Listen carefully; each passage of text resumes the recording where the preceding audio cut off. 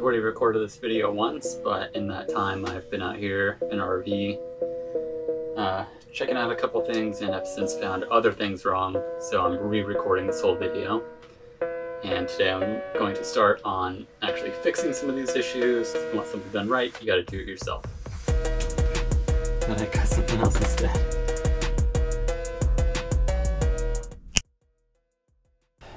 One of the very first things we noticed wrong with this camper was our slide leaks when it rains.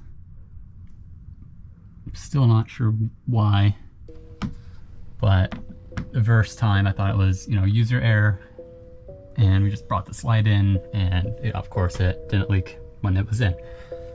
But then the second time we were in at camping, it rained, and we had to slide out, but I made sure that this little flap was pulled out correctly and laying flat across the top.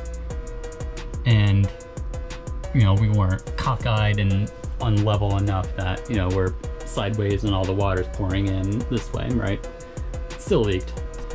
First time it leaked, on this side and dripped down right in through here and on the couch and then across the floor.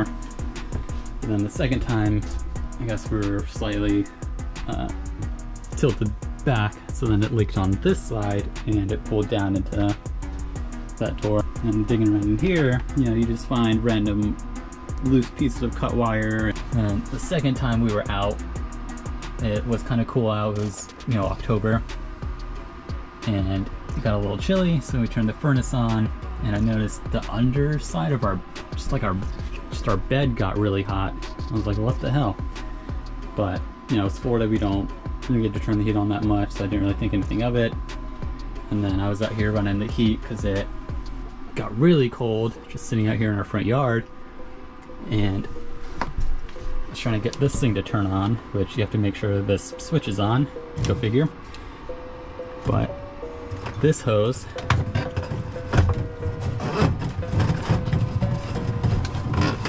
this duct, isn't connected to anything.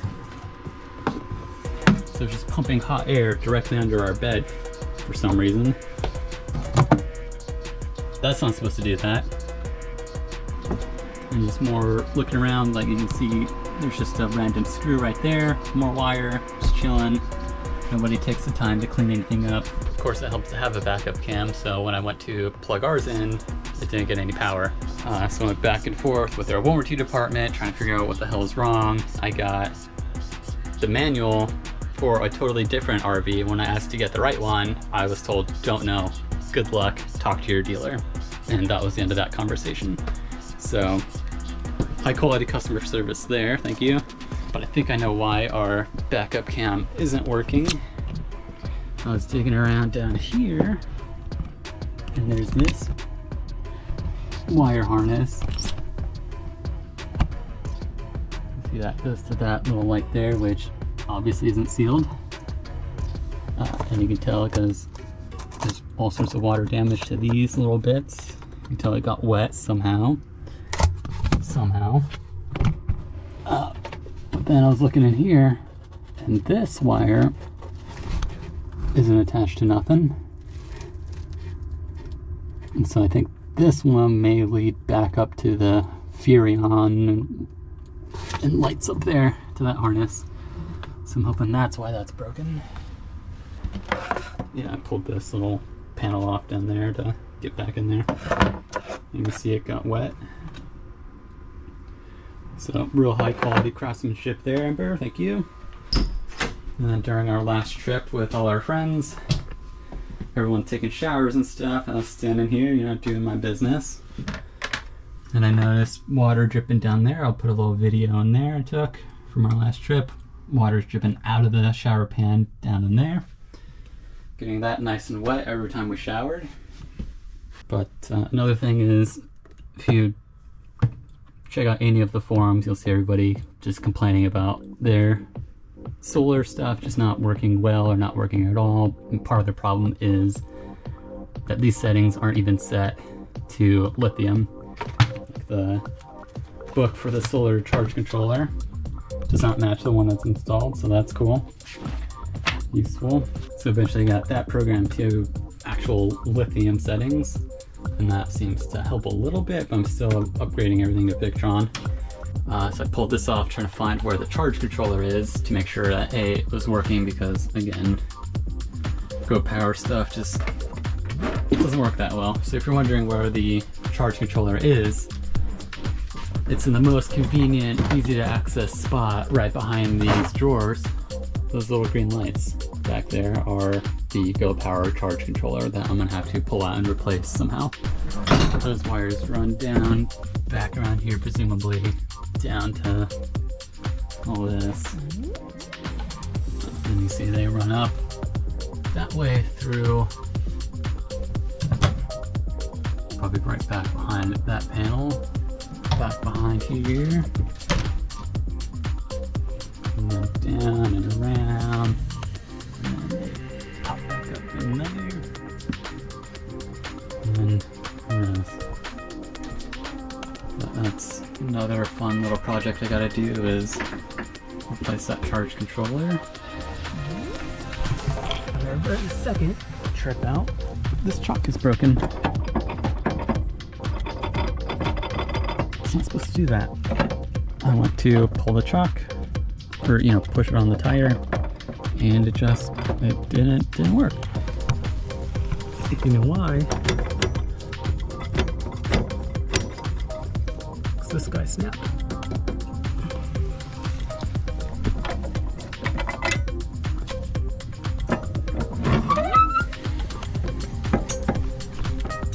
See?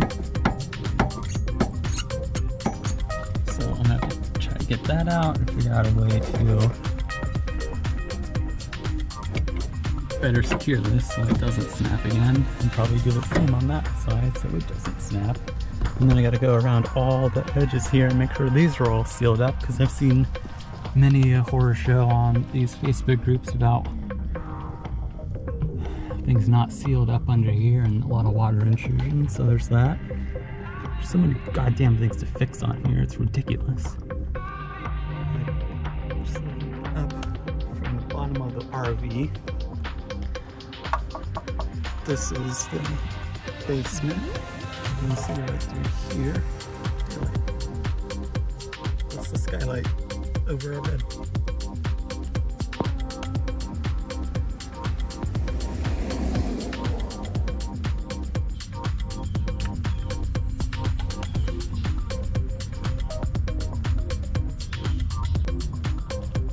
So I just real quickly threw some sealant around these.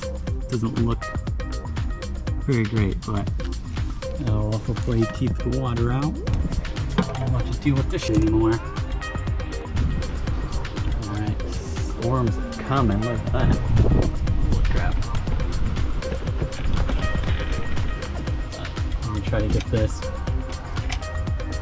done today. But I'm gonna just throw a cap on it and then try to just vampire tap it into that other green one rather than try to pull apart anything and do that.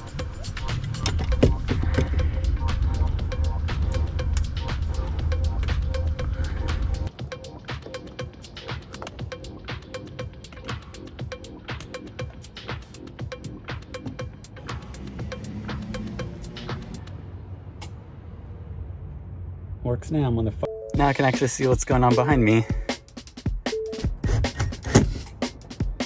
And this is why you have your dealer install the backup cam for you. Because when it doesn't work, they can just fix it for you.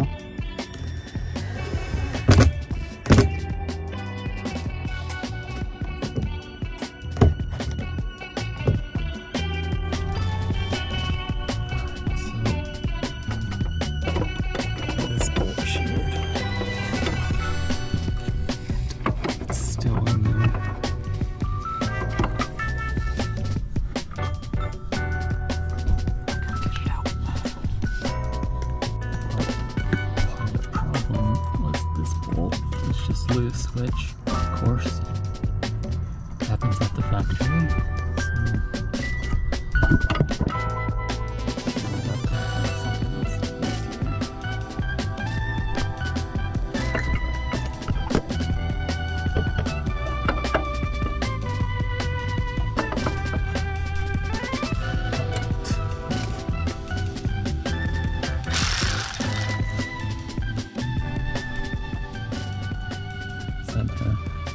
loosen this nut to get this hole to come down to fit this channel.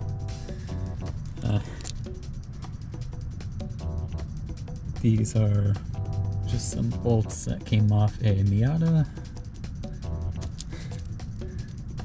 but it happens to fit pretty well in here, so I tried that.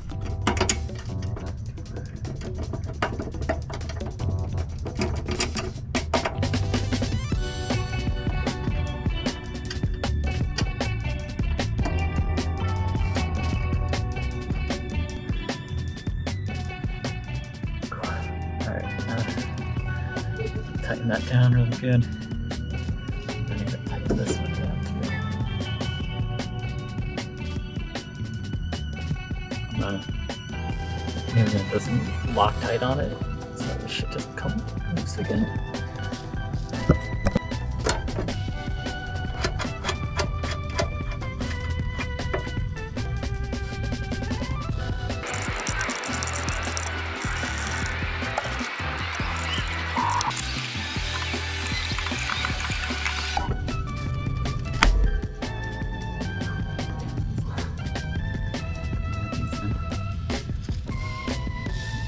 Chock's fixed.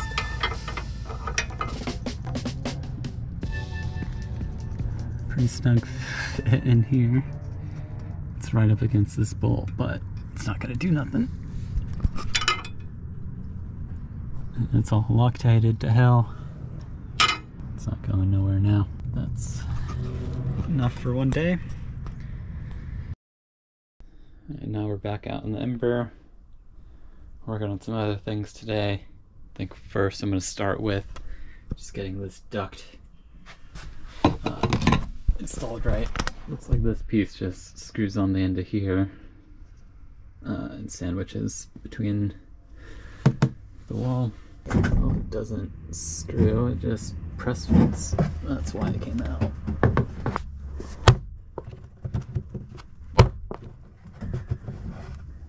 But I don't think it's going anywhere at the moment. So, on to the next. I think it's going to be trying to get access to this charge controller so I can replace it. That green blinking light's what I gotta get to. So I gotta pull this whole damn drawers out, I think. There's no other way to get to it. Then from there I gotta figure out how I'm gonna replace it and wire in breakers and stuff. Okay, now what?